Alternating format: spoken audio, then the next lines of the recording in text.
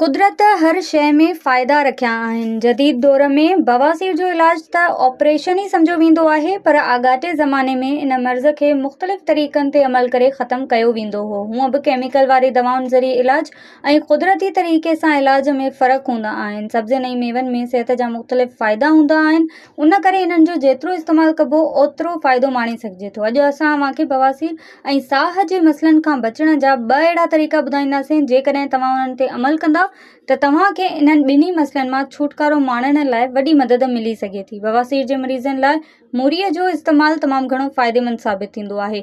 मूरी नेराणे तोड़े मंझंदि जे वक़्तु खाई सघिजे थी।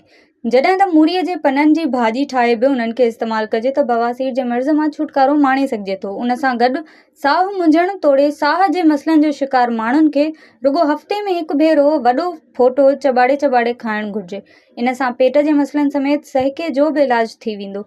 मूरी ऐं वॾो फोटो खाइण जा सिहत लाइ के ख़तरनाक नुक़सान न आहिनि हूंदा। उन करे इन्हनि ते अमल करे सिहत जे ॿियनि मसइलनि खां बि बची सघिजे थो।